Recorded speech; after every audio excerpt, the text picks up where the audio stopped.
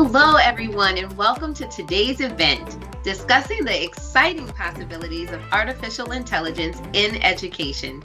As we all know, AI is transforming various aspects of our lives, and education is no exception. I'm Janae Armont, your host, and I'm thrilled to have with me Holly Clark to share her insights on this topic and answer some of your questions. Holly is a renowned education speaker, leader, and best-selling author, and she has been in the forefront of exploring the possibilities of AI in education.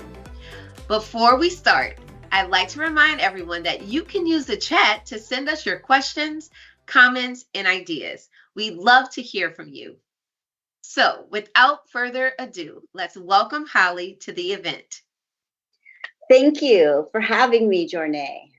Oh, Holly, it is my pleasure. So glad that you are here. So I know this is a huge topic, so let's jump right into it. This has been probably the most hot topic, I would say, within the last 10 years in education right now. And there's a lot of interest in exploring its potential. So what do you think are the benefits of using AI in the classroom? Oh, the benefits of using AI in the classroom is that now we have, if you think of it correctly and you don't look at the things that could happen bad with AI, and you look at it as a classroom assistant that can help students who might have writer's block, who might not have the information they need to go to the next level. We can look at AI as this incredible helper for us to help take students from where they are. And each student is somewhere different, as we know, but from where they are as an individual to where they need to be. And we have to sort of look at AI as this incredible resource for the classroom rather than kids are going to use it to cheat. Oh, I love how you position it as an assistant, a companion, whatever word you want to use, but someone on that learning journey with you, that's readily available, right? Mhm. Which is a huge benefit. And so when we think about all these things that make up AI, what do you think is the first thing educators should know or do when they start to learn about AI and how to leverage it in their classroom? So I think the first thing is don't get squirreled. We'll use that term by all the AI that's coming out. Keep your AI experience to something like a Microsoft Bing or ChatGPT, something simple, because you need to understand how talking to AI and getting the results you need happens. And so a lot of people will say things come through Twitter or Instagram. Oh, there's this mid journey, there's this other thing. Don't get involved with that until you have played with the AI itself and understand how this large language model, and that's what it's called, that each of these things are built on a large language model, and how it is that data, how you can get that data to give you the results that you want. So stay in ChatGPT or Bing and try to get the results you want from it by prompting it certain ways. So play, play, play, right? I love that advice because I think I chase the squirrel sometimes. So, being intentional about really delving into one thing, really understanding what it is, what the benefits are. And then, as you said, play to learn. You won't break anything. You'll just learn along the way, right? Things that it can do, limitations that it may have. And then if you think about how it's helping you as an educator, hopefully that can also open up your mind to think of ways that it can also help your students. So, with that being said, let's hop on over to the student side. So, how do you think AI or CAI impacting the way students learn and the skills they need to succeed in the future? Well, the skills they're going to need, Jordan, and you know this, is they're going to need to know how to interact with AI. Every job is going to require that. So we simply don't have like the ability to be like, I'm shutting my classroom down. I'm not going to teach. They're going to write papers in here and not use AI at all. That is the exact wrong way to look at this. And I want to tell you a quick story. The other day, I was showing some teachers about ChatGPT and the stuff that could happen. And a second grade teacher came up to me and she's like, I want to try ChatGPT. And I was like, you teach second grade? And she said, they can do it. And I was like, okay, if you think that way, then I know we're going to have a successful model. And so I want to tell this story because if you could do this in second grade, think what you can do in high school. So what we did is the kids got together in groups and they each had to pick a part of a story element. So we were kind of reviewing story elements. And so some kids had, like, let's say setting. And on the back of their card, they had setting could be a time period. Setting could be a city that you're in. And it gave all these kind of examples to kind of scaffold the experience for 7-year-olds. So at each table, they came up with part of the story idea, and we called on them. And they said, oh, we want a unicorn, and the setting is going to be in a Disneyland. And so we got all of those, we collected them from the groups, and then we had ChatGPT write the story. And we asked ChatGPT, act as if you're a children's author and you're writing a book for second graders with these elements in it. And it produced the most extraordinary stories, and the kids loved them. And during this time, the kids were like, oh my God, I love this. It just, did you see how fast that was? And they got to see that there is something out there. I called it a robot, and I said, you're going to be talking to a robot, but the robot can't talk back yet. All it could do is text you. And they were like, oh, okay, I get it. And we talked a bit about the bias, even though they're very young and might not understand it, but we talked about misinformation. But the way that they were excited about getting to see this robot produce stories for them. Now, they took those stories and then they put them into Book Creator. And when they did that, they got to change some of the elements, because as a group, they had to pick Disneyland. Well, maybe one kid didn't want Disneyland. Or what I found happen a lot is that because they were getting to pick the character, we got this a lot. A dragon. Yeah, I want a dragon. And a dragon at Disneyland can work, but in the city, let's say you chose the city as your setting, it doesn't work out really well. So what they did is they came back to me and said, hey, can we go to ChatGPT, take those same elements, but take out dragon? I don't really like that. And put in another character. And that was for me like almost angels singing from the sky, like, oh, because all I ever get as a 7th grade language arts teacher is dragons eating magical pizza, and that's all they want to do are these crazy elements. And these second graders, because of ChatGPT, were getting to see quickly and effectively and efficiently that maybe dragon is not your best choice. So I was like thrilled by that. And the fact that they then took the story and changed elements, they were really critically thinking for 7-year-olds, like incredible. So that's kind of how we can think about students can begin the process of learning the AI. They don't have to use it to write something. They can use it to get the words that they need to begin, almost like a mentor text, right? Of what a story could look like. And then from there, they change some elements, they add their own. It's just a beautiful thing. I didn't know it would go that well. I came home and I was like, anybody would listen to me. Well, 7-year-old ChatGPT, because I was so thrilled. I love that example because I think it really paints the picture that when we have technology such as this, it really almost forces our students to become critical thinkers, because AI is now doing what in the past would take a human to be able to do, right? So it's more of that kind of interaction, just as a student would have had that interaction maybe with a peer or with a teacher or someone, but they have it at their fingertips, which is, I guess, the most exciting piece of it all. If I can bring up, they've been limited to people who have written books to see the story elements. Now they're getting to basically write their own book with things that interest them, and like critically think about the dragon and things like that. But this, we could put in their name. We can put in where they live. And in 15 seconds, there's this story that's a little bit more enticing to them. So exactly what you said. That is incredible. And I know we just touched on how our students could use it, but also thinking about us as educators, we want to make sure that we meet the needs of all of our students and we have what is necessary to support their learning. So, do you have maybe some practical examples of how teachers can integrate AI powered tools or resources into their teaching practices to support student learning? Certainly. So one of the things that we've always wanted to do, I think every teacher out there is really wanted to put the learning back in the hands of the students.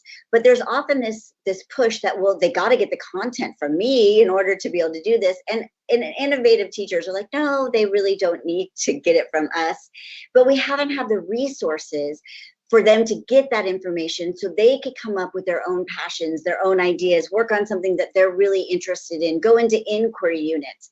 And now we as educators can use ChatGPT to ask it. In fact, I did this the other day. I asked it, I have to teach about the Roman Republic.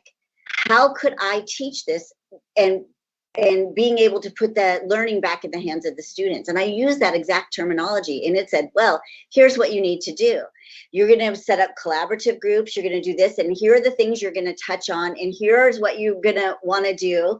And so I don't think teachers are thinking about or trusting the AI to know that this is how you put learning back in the hands of students. But you have to remember, the AI is trained on all of those books that we haven't read about deeper learning, about inquiry-based learning. It has all of that information in its database so that when it responds, it actually knows more than you think.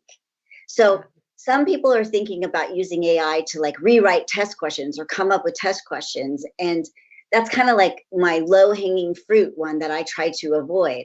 I want AI to be used so well and so masterfully that we no longer have to ask quiz questions because the kids are involved in deeper learning units and inquiry-based learning to the point that the learning sticks so much that we don't have to quiz them real quick to make sure they learn that.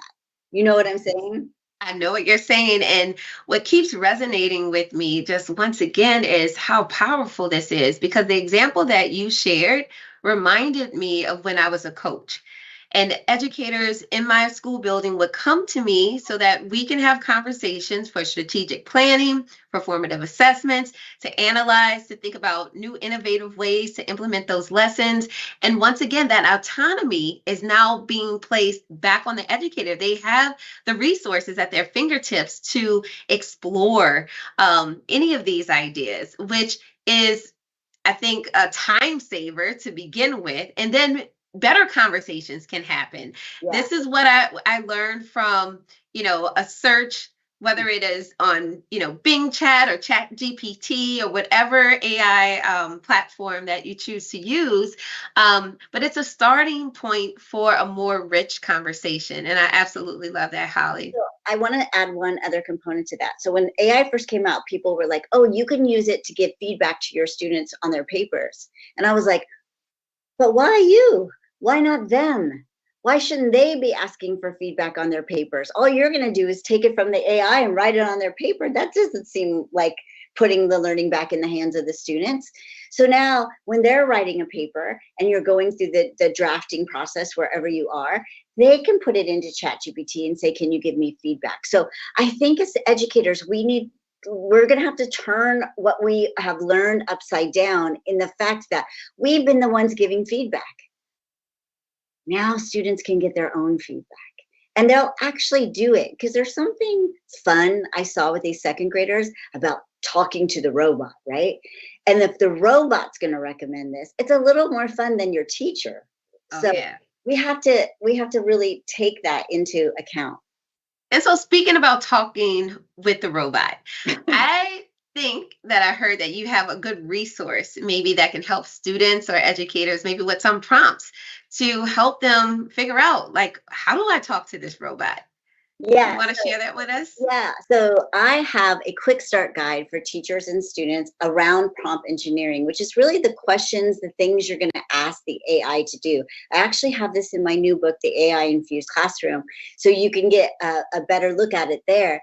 But some of the things that teachers can do that I love, and students can do this using prompt engineering, is think about this. Think you're about teaching a unit on the Roman Republic, and you need to teach what went on and how it fell. So you could go to ChatGPT and ask it to do something like on this guide, like expand or explain in step by step what is happening, what happened in the Roman Republic, and ask it maybe to do 10 things so that students can take that information. They can maybe put it on a whiteboard on sticky notes and organize it. They can maybe do sketch notes with it. So they're interacting with the information that they're about to learn before that they do. And that's called background knowledge. And that's how we make learning stick, because kids need some sort of background knowledge to do that. And before, we haven't had this great way that we could just quickly and easily go get a quick, like step-by-step summary of what we're going to learn about. And now we have. And in this quick start guide, I also say, you could ask the AI to show you something that you're learning in class in real life. So let's take the quadratic equation. I can solve the quadratic equation, but the real truth is I don't know what it solves. Like, I've never applied it. I've never had it in my real life. So knowing what it does in real life becomes almost like transferable knowledge that people like Jay McTighe talk about. Can we apply that to new and novel situations?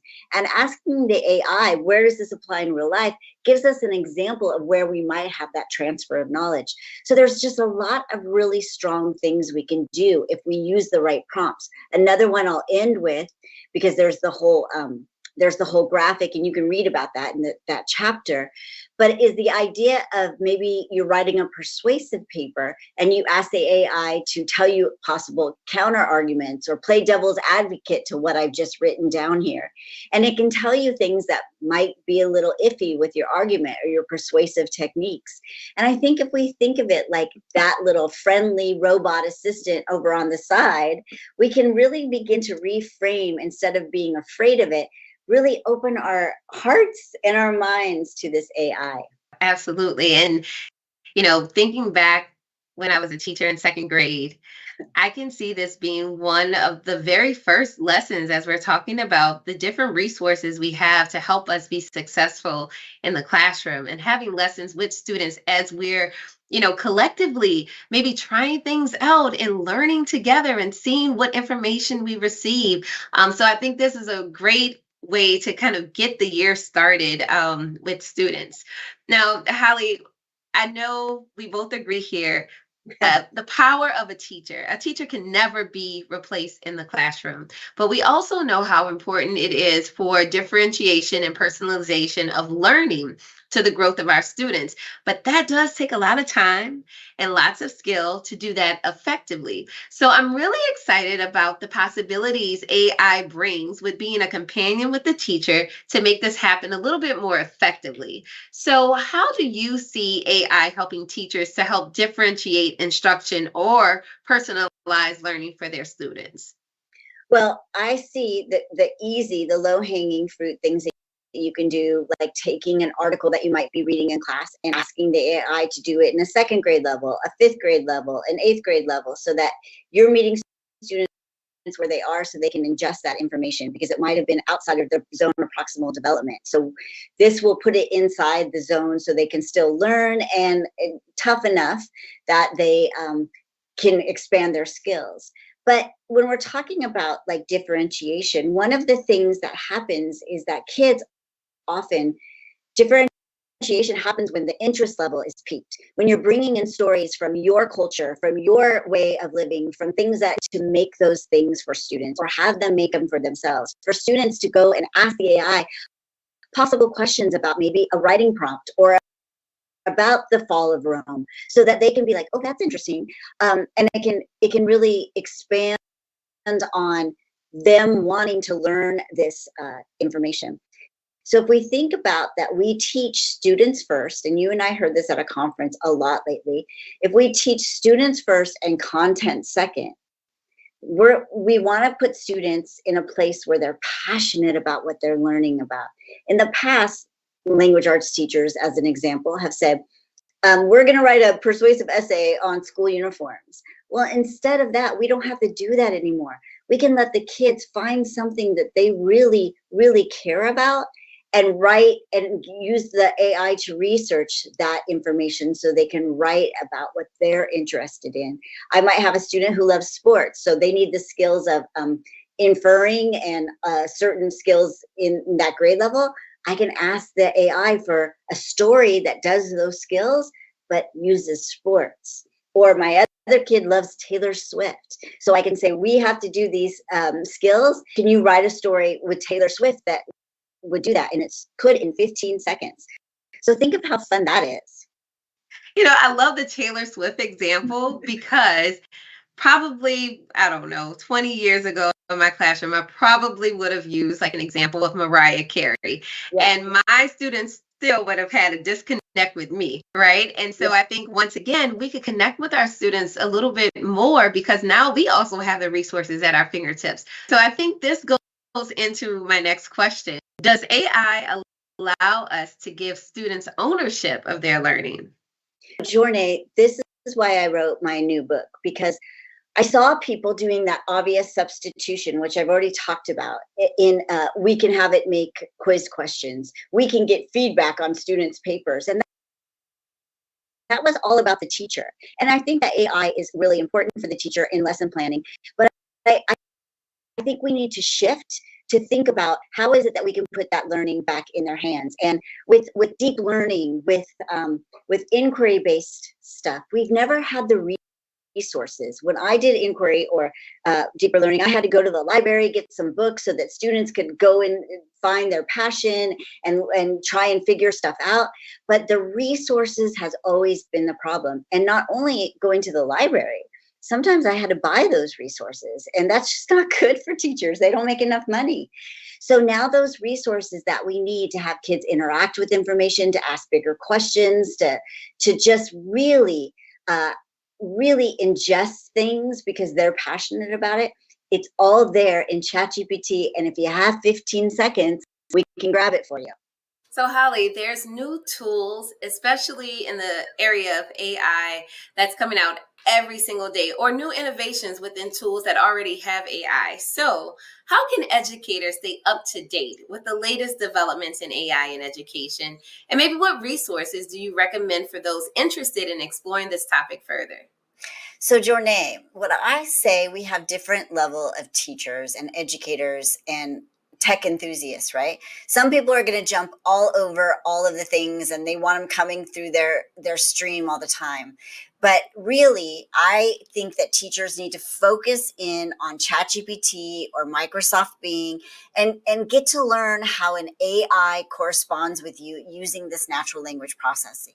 If we try to do all the stuff, we're going to get paralysis because we're going to be like, oh, there's Midjourney and there's Dolly and there's all these, I'm not keeping up.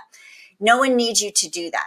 What we want you to do is learn to interact with AI by using ChatGPT. So your challenge today, if you haven't gone on and played a lot with it, and chances are you have, or you wouldn't be listening to this, but really explore other ways that you can use it. Go try those prompts that we talked about earlier and think about that. Now, to keep up with AI, although I'm asking you not to go squirrely and go to all the things, because that's not how we move the needle, so to speak, in education.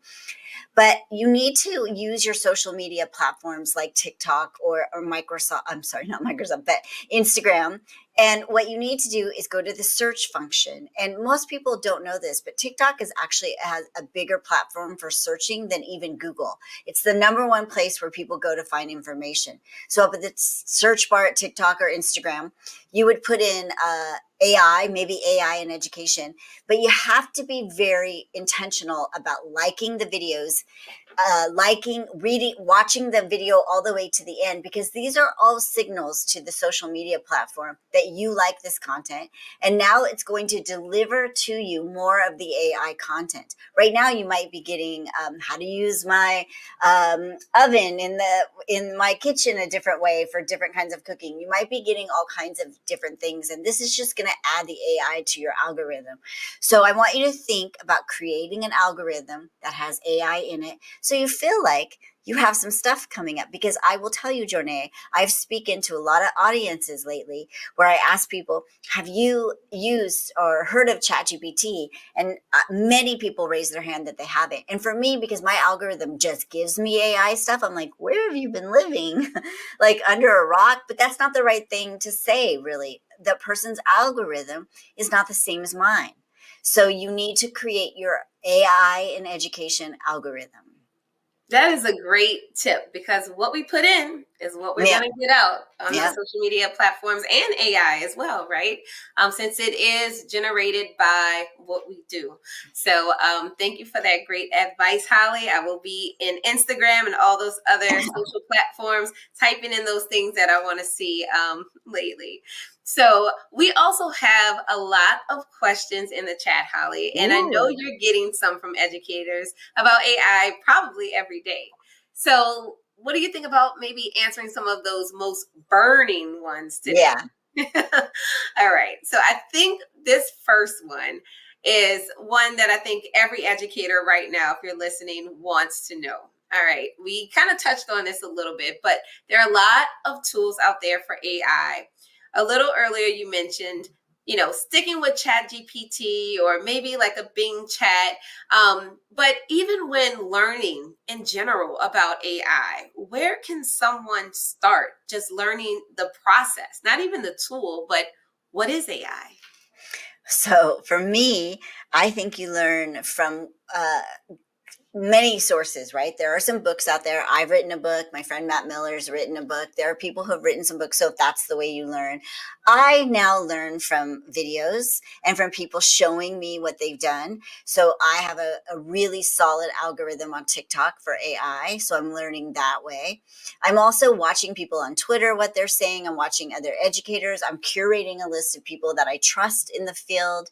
And when things come my way, and they're like, oh, there's this graphics program, or there's this other thing that does this. And what I do is I put them all in a Wakelet collection, because I can't read them right now every time. So I have a Wakelet collection that's called AI in Education. And when I see something interesting, I take the link, I put it in the Wakelet collection, and I can come back to it later, which has really been an awesome resource for me. There are people talking about it in podcasts. I have a podcast with Matt Miller called the Digital Learning Podcast. We're talking about it a lot. So there's all kinds of ways that you can stay abreast of the things that are happening, as long as you make the promise that you're not going to get the squirrely and go down all these roads you shouldn't just yet. Great advice. And, we learn best when we learn from each other as educators. So 100% agree with Holly.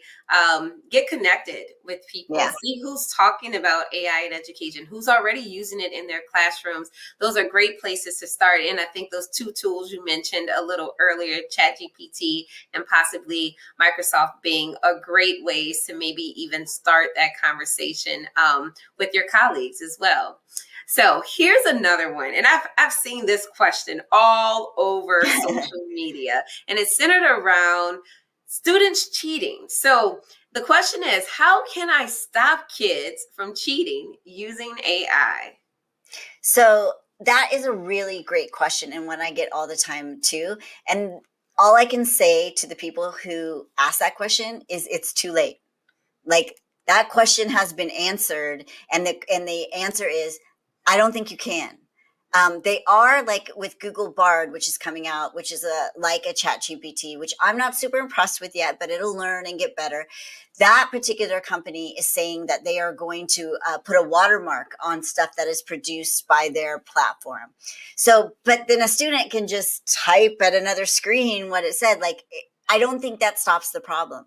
What stops the problem is this, is that when we teach students how to use it to expand on their ideas and edit in a way that we always hoped. As a language arts teacher, I taught 7th and 8th grade language arts. That's the part kids never did, is they never edited. They never critically thought about their essays.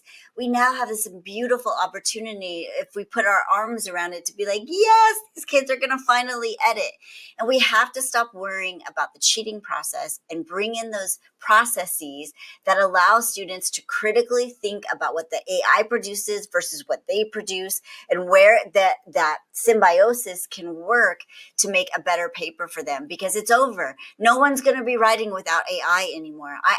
We have a big company here that's a big biotech company, and they already have someone in there training people how to use it to write emails, to write all kinds of stuff. Like, it's done. No one cares if you're writing with the AI. I actually heard someone the other day, they put in their newsletter, this wasn't written by ChatGPT. And wait, what I thought was, you're dumb.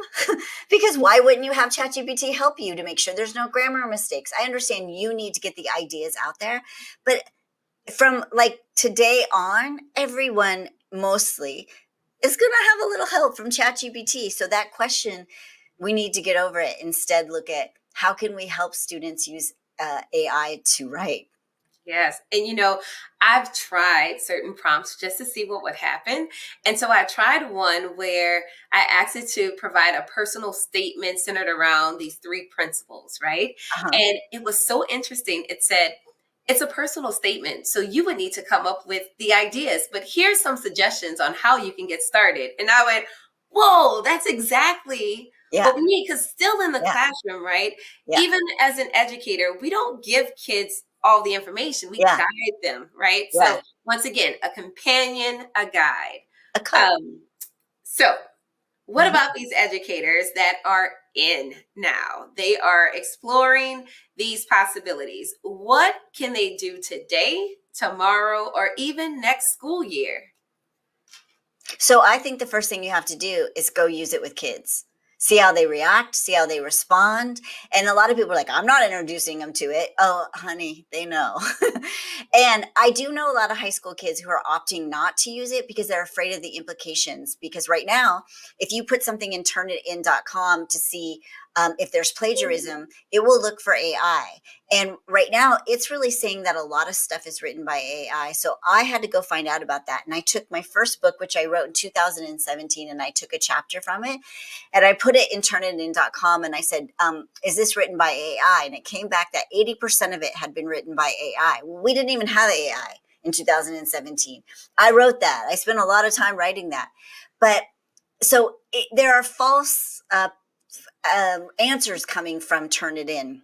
So we have to understand that this, we are not going to be able to gotcha, catch, do whatever when we're talking about this. So we need to look at the positives and reframe some of the things that we're saying about it. And to learn about it, which is what you asked correctly, you got to try it with kids. Definitely. And I think that's where that formative piece comes in. Like, we still are going to have conversations with our students. We still should be having our students explain things. That's why I absolutely love pairing Flip with anything centered around AI, right? So I know the AI Infused Classroom is your new book. It's just been released. So what should our educators expect to learn when reading that text? So thank you for asking, because I'm super excited. One of the things I wanted to do with this book, and I hope I accomplished, was really look at how we can use this to put the students at the center of their learning, which we've been talking about, and not ask it to give us feedback, but ask the students to get the feedback, those kinds of things. So I took some of my favorite concepts, like asking questions instead of always answering them. And I put it in the lens of AI, what we can do now. Another favorite concept of mine is deeper learning. And so I talked about what deeper learning is and how AI can help expand that. So I really looked at it from the learning perspective. Sure, it can shorten my day and write emails for me. I didn't go into that. That's not what I want to talk about. I want to talk about how does this uplift the learning process that we've always wanted it to. So I tried my best to put all of that in the book with some ideas that teachers can use definitely tomorrow, but really talk about some of the bias that's in there, some of the information literacies we have to uphold, and the AI literacies that are now something that we have to understand. So that's what the book is about, and it's, I hope it encourages people to maybe not be the center of your classroom, let the kids be the center. Oh, absolutely. Let the kids be the center. And you mentioned a word, bias. And, once again, it's pulling from all of this data, and some of it could be bias, right? But then on the other end of it, it can also help us check our own bias as well, right?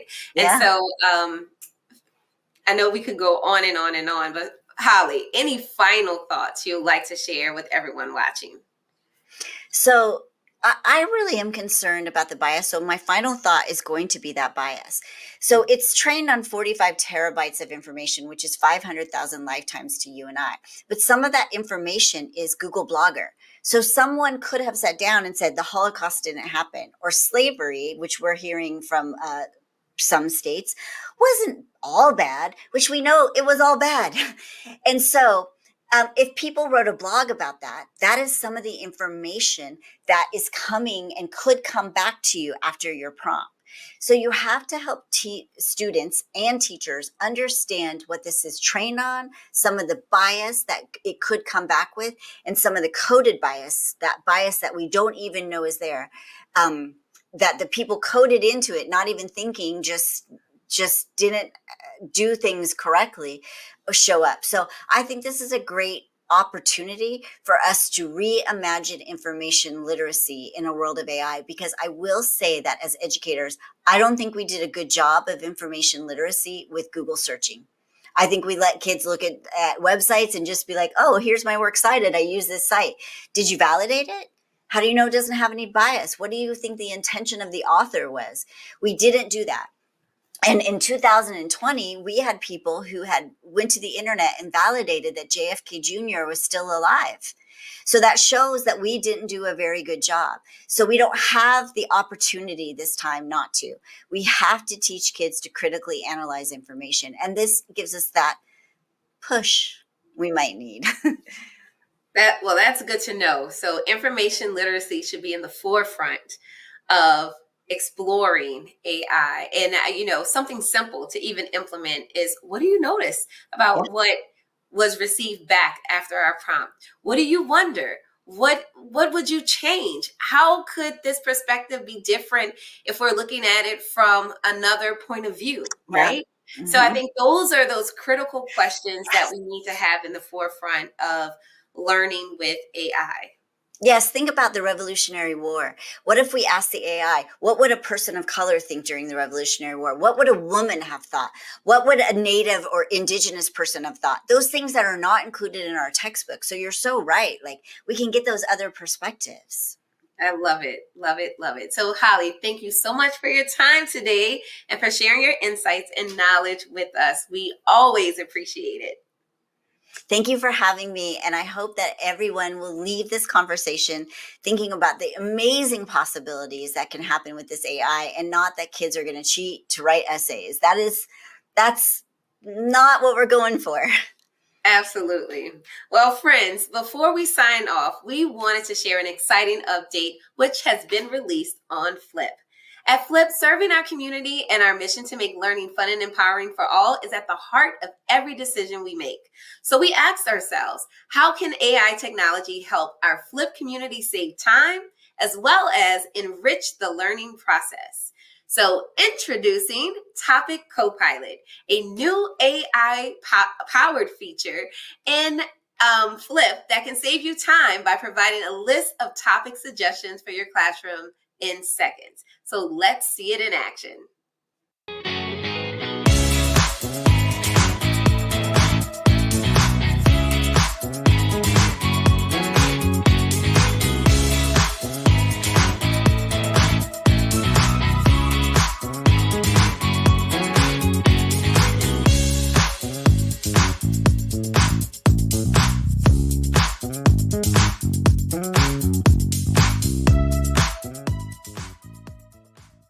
And now we have 3 resources to keep in your back pocket when wanting to learn more about AI. The first, I suggest everyone add Holly's book to your bookshelf. Tips, best practices, and ideas on how to integrate AI in a responsible way in your classroom. You can check it out at aka.ms/AI Infused Class. Number 2, you can catch a replay of a beginner's guide to AI in search event. Microsoft's AI and search expert, Dina Saunders, is unpacking a lot about AI, and you'll get to hear what this buzz is all about. And it's an event that you definitely need to see. It's amazing. Number 3, To continue your learning and also connect with our community, please join the Think It, Flip It group, where we have a group to share ideas and resources on how to use AI in your classrooms. Head to flip.com/Think It, Flip It. Well, that's it for today. I'm your host, Journée Armand, and on behalf of Flip and our amazing guest, Holly Clark, thank you for spending your time with us. We'll see you next time.